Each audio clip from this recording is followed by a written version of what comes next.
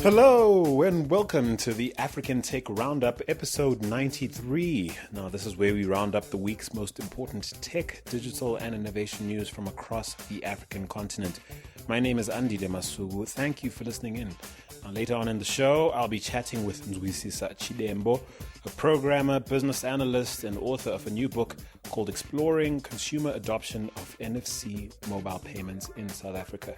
Now, Nzwisisa will speak to me about his research into why South Africans haven't quite taken to mobile payments as readily as consumers in other countries on the continent.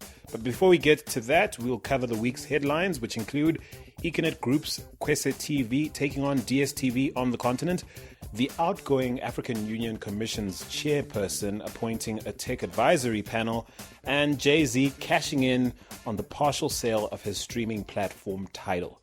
That's all coming up, but first, this episode of the African Tech Roundup is brought to you by our friends at GoDaddy. Now, GoDaddy makes registering domain names fast, simple, and most importantly, affordable. They're the world's largest domain registrar, and they are trusted by over 13 million customers around the world. They provide everything you might need to get your business set up online, including award-winning 24/7 support. Now, to save 30% on a new domain name or to use any of their other services, go to trygodaddy.com/African Tech. That's trygodaddy.com/African Tech to save 30%. Now it's straight into this week's news. First up, the outgoing African Union Commission chairperson, Nkosazana Dlamini-Zuma, has appointed a tech advisory panel for the continent. The 10-member team will be tasked with helping African leaders make better use of existing and emerging technologies to advance economic development. Now, Dlamini-Zuma has cited the need for Africa to strengthen legal and regulatory systems to keep up with innovation. Apparently, the panel hasn't been assigned any specific priorities, but I imagine that issues like personal data sovereignty, net neutrality, I'd imagine the regulation of mobile and broadband service provision, and perhaps even the regulation of virtual currencies might filter to the top of their agenda. What is certain, though, is that the well-respected international development professor at Harvard Kennedy School in the US, Callistus Juma, has been appointed co-chair of the panel, along with Yaye Kene Gassama Dia, who is a professor at Cheikh Anta Diop University in Senegal. Now, here's to hoping good things come of this development. Moving on now to news from Kenya, where Showmax subscribers in that country can look forward to better service. Why? Well, because Seacom will be hosting Showmax caching servers in Nairobi to provide faster streaming speeds to their Kenyan customers. Showmax says that subscribers should expect faster response time and less buffering, as well as lower data costs thanks to content being delivered directly. So part of this benefit comes from the elimination of transit costs from servers based thousands of kilometers away. Now, you may recall that last year Netflix announced that they'd be setting up servers in Lagos to provide better service to Nigerians. And of course, they've promised that more will follow. We're looking out to see where others might pop up. I'm curious, though, to those of you who subscribe to either Showmax, Netflix, or Amazon in East and West Africa, in terms of viewing quality, how good is the service you're getting? And how excited are you, or at least how keen are you for it to improve? Do let us know on Twitter at African Roundup. We have it under good authority that Showmax is actively looking to strike up new partnerships with mobile telcos across the continent. Not unlike the cooperative agreements I imagine they already have struck with Telkom in South Africa, as well as Vodacom in South Africa, and then, of course, Safaricom in Kenya. They need to do this, though, if they're going to compete against Netflix, Amazon, and increasingly now, if they hope to keep up with Econet Wireless-owned Kwesé TV. Now, speaking of Kwesé, the Econet Group founder and chairman Strive Masiyiwa gave a stirring update regarding Kwesé's aspirations last week. On his official Facebook page, Masiyiwa revealed that Kwesé TV will be rolling out a whopping 60 channels across no less than 18 countries in sub-Saharan Africa. He's also said that Kwesé will pursue a, quote, mobile-centric strategy to capitalize on the 200 million odd people in Africa who now have smartphones, as opposed to agonizing exclusively over the 60 million odd who currently have access to television sets. Now, I reckon pursuing an aggressive mobile strategy also makes sense for Strive and his team, given Econet Wireless's mobile network portfolio on the continent. There's lots to leverage when you consider how easy it would be for Econet to roll out, Kwesé to existing mobile clients. And in good time, we'll see if that's a card they'll choose to play. However, another interesting feature he's priming the market to latch onto is a flexible bouquet plan for subscribers accessing Kwesé TV via Dish and Decoder. In addition to an industry-standard 30-day subscription package, Kwesé plans to offer 3-day and 7-day subscriptions. And if you're all about your sport, well, Kwesé might be the cable company for you because they're making it so that regardless of whether or not you pay your cable subscription, their flagship sport channel, Kwesé Free Sport, won't vanish, or at least you won't lose access to it. It means you can totally be a freeloader and still get to watch all the NBA and English Premier League action for free. And because they hold exclusive licensing rights to those two lucrative properties, the NBA and the EPL, I don't imagine it's a proposition that DStv could easily copy and paste without losing major bucks. So, yeah, it appears that Kwesé's mobile-centric focus doesn't mean they won't be giving Africa's most popular pay TV business, DStv, a run for their money. Fun times ahead, to be sure. Well, to Central Europe next, where the Johannesburg Stock Exchange and New York Stock Exchange listed tech group Net1 UEPS Technologies is acquiring 35% of a bank in Liechtenstein. It's the bank Frick & Co, to be exact. The former Prime Minister of Liechtenstein is the bank's chairman. And how's this for some unfortunate trivia? Now, back in 2014, the bank's CEO, Jürgen Frick, was murdered. Well, Net1 now awaits regulatory approval from the Liechtenstein Financial Market Authority. And should that come through, they'll have 2 years in which to exercise an option to acquire a further 35% stake in Bank Frick. Now, in case you're not familiar with Net1, they are up to some heavy lifting. One of their subsidiaries is Cash Paymaster Services, a firm that runs South Africa's social grants payment system. Now, it's in fact that business that first started transacting with Frick & Co., choosing them to be their European banking partner to facilitate the deployment of Net1's products and services in Europe. That's products like VC Pay, fine trading, as well as money remittance applications rolled out in that part of the world. To Nigeria now, where the freelance marketplace platform Asuku has raised a modest amount of funding to launch 2 new related platforms.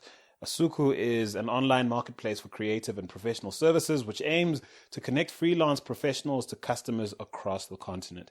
Now, think Fiverr.com, perhaps even 99designs.com, something like that. The marketplace platform trend is definitely catching on, and while Asuku's founder, Rabiu Musa, is reportedly convinced that freelancing is a trend that will go mainstream on the continent, solving widespread unemployment challenges that many countries on the continent face. Well, I guess I'm a little more cautiously optimistic about how quickly that will happen. Nevertheless, it's not like they're throwing billions of dollars at this idea. The money they've raised is said to have come courtesy of Nigerian investors who are currently living abroad. And with the funding, Asuku plans to push forward with 2 new platforms, Asuku Elite and Asuku SME. Now, Asuku Elite is set to be a business-to-business platform. Asuku will be picking freelancers from the marketplace, developing them with a view to outsourcing them to companies looking for particular tasks to be done. In some ways, quote-unquote, the Andela model or the Gabea model, except instead of coding talent, freelancers might range across a number of different tasks. Asuku SME is a platform that will run on a subscription model for startups, SMEs, and entrepreneurs, and basically allow them to save on the cost of hiring people full time by subscribing to one of a range of packages. For example, someone might subscribe to a graphic design startup package for $50 a month and get up to 5 designs per month, depending what their needs are. So something like that. But under the funding deal, the startup has 6 months to get their act together and get these new products off the ground. And of course, should these launches pan out, they would be hoping to expand to up to 8 countries by 2020. Now, we'll definitely be keeping a close eye on promising startups trying to make a dent in Africa's shared economy space all through this year, particularly those leveraging marketplace platforms to help marry demand with supply. Moving along now to a Pan-African payments deal between Orange Money and Vivo Energy. Now, Vivo Energy is a licensee of Shell on the continent. They're partnering with Orange Money to offer customers the option of paying for fuel and other services with mobile money. Now, Orange Money customers will be allowed to cash in and cash out money at any Shell service station operated by Vivo Energy in 9 countries on the continent. Now, it's already available in Mali, Cote d'Ivoire, and Madagascar. And they aim that by mid-2017, the 6 other countries where they both do business will come online too. It should be interesting to see how effectively these 2 companies will be able to rally their customers to adopt this service. And now for some good news from Uganda, where just 12 months since Phoenix International, the company that supplies ReadyPay pay-to-own solar systems in Uganda, launched a partnership with MTN. They're celebrating having served 100,000 customers. Now, according to some estimates, 80% of Uganda's households currently make do without electricity. And so Phoenix International estimates that they've served 600,000 people who are now benefiting from the 1.2 million watts of electricity delivered via solar units installed across the country. And so Africa's solar power revolution marches on, it seems. To the Middle East next, where an Egyptian healthcare platform called Vizita is looking to provide automated physician, clinic, and hospital booking services in the Arab Gulf, Jordan, and Lebanon this year.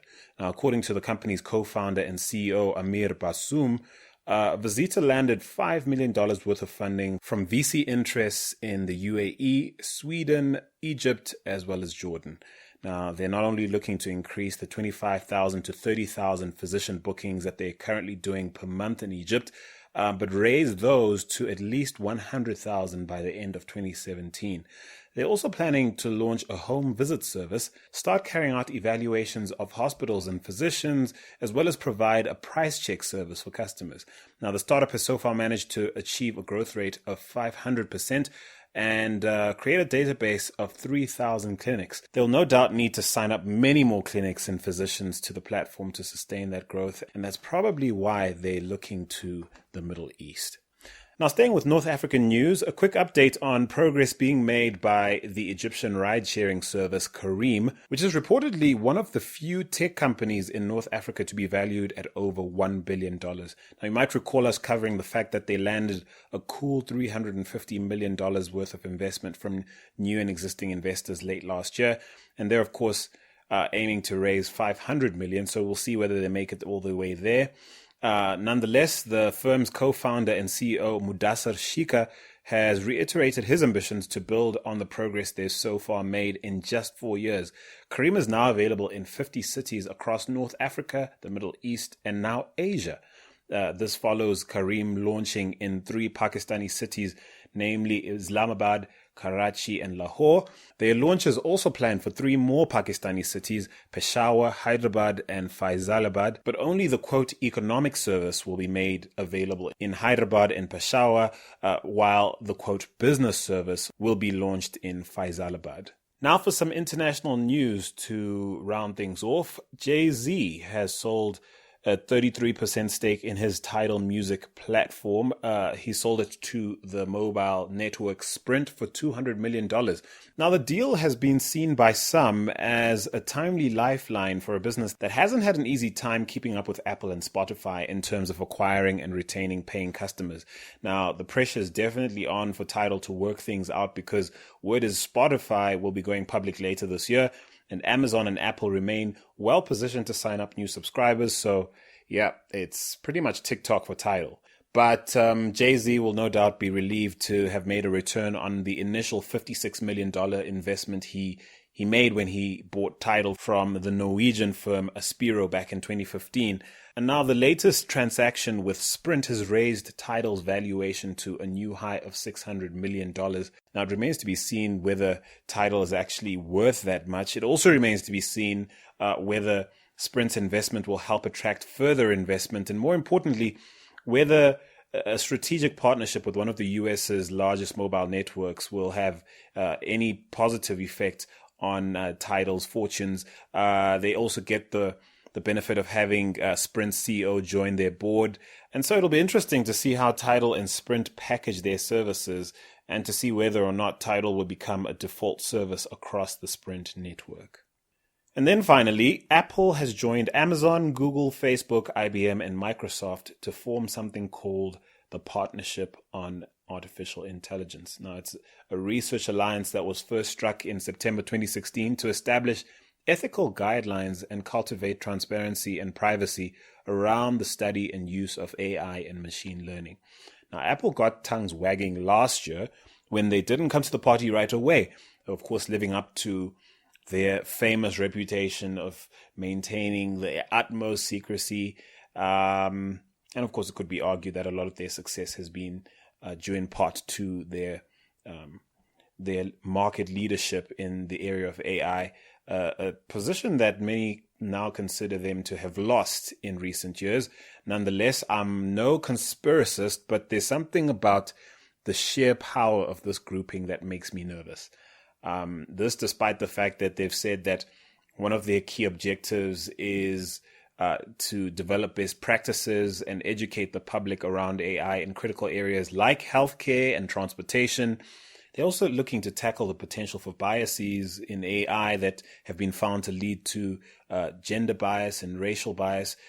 Still, despite all this, I still feel kind of iffy about it. It's also said that they'll be trying to develop standards around the collaboration between humans and machines to help determine, for example, when a self-driving car should hand off control to its driver, or decide which pedestrian to hit should there be several guaranteed catastrophic options at the machine's disposal. You know, that kind of stuff.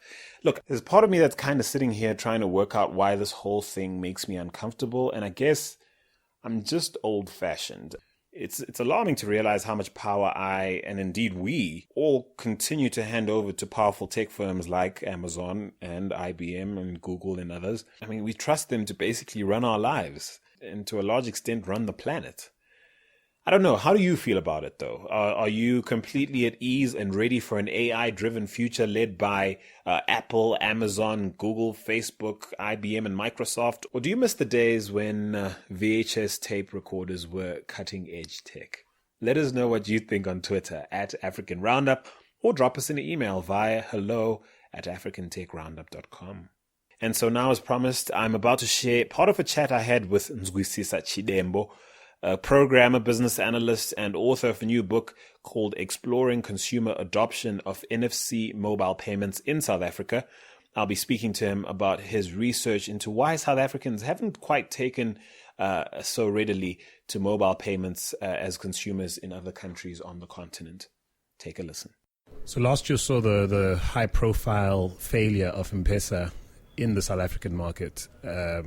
It's basically the poster child for mobile money all over the world, and yet right here and easily one of the more affluent, more developed countries on the continent, it didn't work. What are people missing? What's a company as big as Vodacom missing about what makes mobile money work? I think one of the things that came up was the issue of fragmented systems. So you have one player having their own solution, another player having their own solution, and then rolling them out in these silos. But when it comes to payments as a whole, payments need to be universal.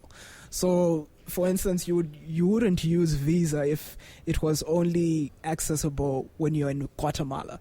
You know, its value proposition drops. However, its value proposition increases once more and more people actually begin using it, and more merchants accept Visa. So I think that was the case and point here in South Africa, in that there are these silos that were taking place, and mobile payments need to be universal, need to be integrated, need to work in a social way, if I can put it that way. Yeah. And so we're seeing countries like Tunisia and now Senegal as well, adopting national e-currencies. What's the role of currency or e-currencies or virtual currencies in the context of this research, and what you're finding in terms of the adoption of mobile payments becoming, going mainstream? Well, in my research, I didn't take or consider e-currencies per se. As I mentioned, I focused it on the consumer and their view of just using their phone to make payments. Yeah. But give me a sense of what you make of this trend towards virtual currencies, cryptocurrencies like Bitcoin, national currencies. How do you think that's going to help alleviate the issue you just talked about? Well, I feel as though mobile payments are just the conduit for these new currencies that are coming along. As soon as people accept them and see the value proposition, because the one thing that I picked up in my research as well was that the network providers were not providing a value proposition for the consumer. Someone would compare to say, okay, what's in it for me? It's sort of like a web really they were spinning to just try and lure new customers into their network, and people kind of see through that, I think, sometimes. Exactly. People want genuine benefits or value or value proposition in order to actually change these day-to-day habits that they have, because it's not easy for someone to all of a sudden start changing their day-to-day habit. There has to be a really strong value proposition in order to channel that new behavior. And so in this space, in fintech in general, are there any trends that are exciting you at the moment? Anything you see on the horizon that you think might be a big thing? Or anything you're cautiously optimistic about? You know, at fintech, there's always a lot happening. For instance, you mentioned cryptocurrencies such as Bitcoin. I think that's a game changer. Just having those shackles, if I can put it that way, torn apart, and being able to transact internationally without having to go through the current. What can I say? Like a bureaucracy, really. Exactly. And some people are saying that but one of the best potential use cases for Bitcoin has to be Zimbabwe. What do you think of that? That is so true, man. It's interesting that you mention it, because there are some people who are already jumping on it. I've seen people advertising and say use Bitcoin to do this, to do that, but it goes back to trust. If people are not, if people are unsure or they are not well educated about something, for them to use it, it takes a lot of time. So if people can actually build trust around Bitcoin, educate people, there's a lot of opportunity around that. And what's your thought about what seems to be the trend? So there's two things that either happen. Either governments are freaked out by the notion of currencies they don't seem to be able to control, and perhaps they're not geared up technically and otherwise to facilitate their use.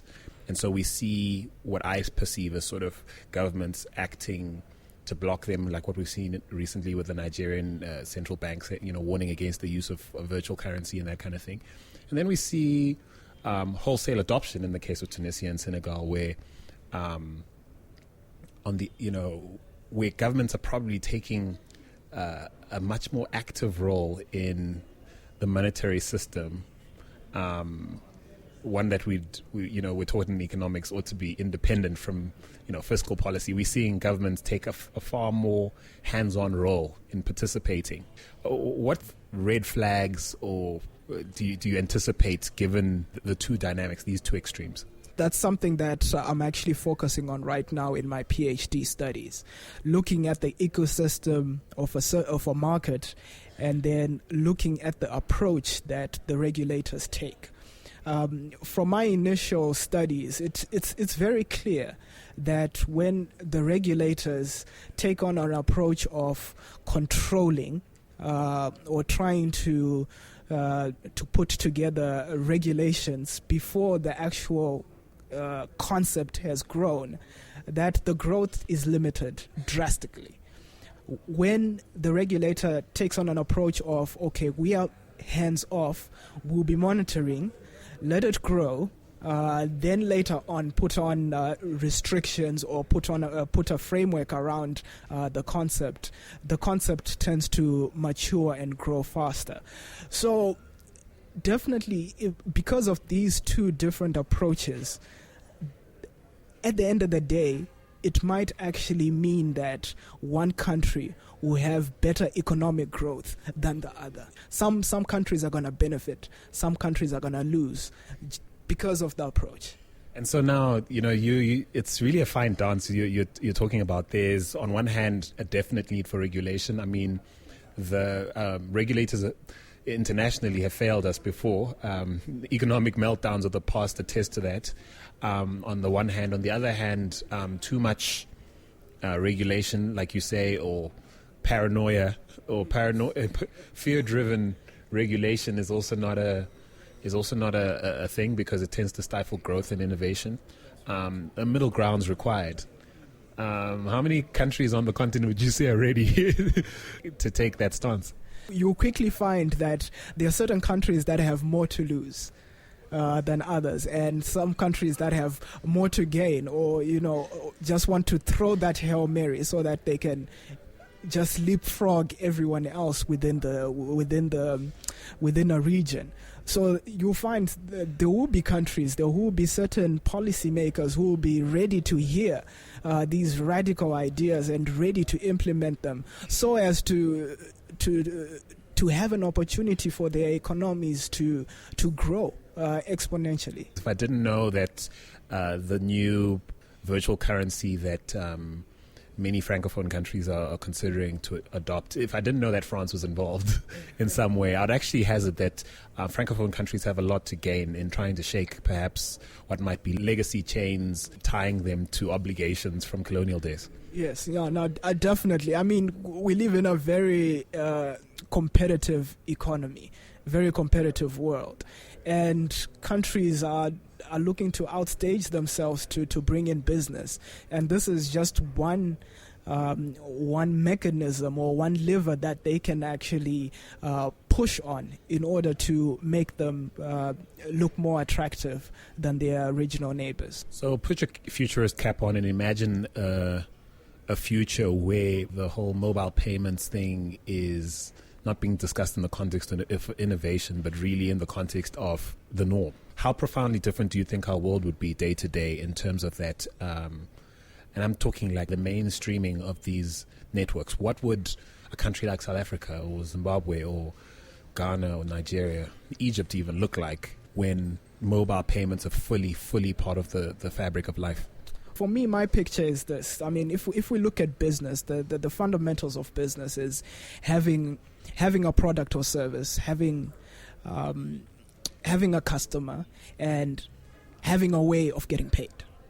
And then you think of that concept, and then you look at the current state, whereby we have 7 billion people in this world, and then we have 7 billion connected devices. These are mobile connected devices. This is saturation levels. And if all those devices are mobile payment enabled, that means that everybody can do commerce. Everybody can transact. And for me, that means e-commerce can boom, economies can boom. Someone far up north in Africa can buy something in South Africa without having to worry too much about, this payment needs to get approval, this has to happen, I have to wait for a couple of days. It'll be instant. It's an enabler for economic growth. So basically taking back your power to participate economically. Exactly. Opening up the doors to the whole of the continent. People transacting no matter the region that they're in. Yeah. Many thanks to Nzwisisa for making the time to chat to me about his book. And if you're keen on catching the rest of that conversation, you can find it on africantechroundup.com. And so once again, many thanks to GoDaddy for sponsoring this episode of the African Tech Roundup. Remember that you too can buy your own domain name, build your site, or use any of GoDaddy's business tools and save yourself 30% by going to trygodaddy.com/African Tech. And so that's it for this week. Do join me again next week on africantechroundup.com. But for now, I'm Andile Masugu. Until next time, do take care, Africa.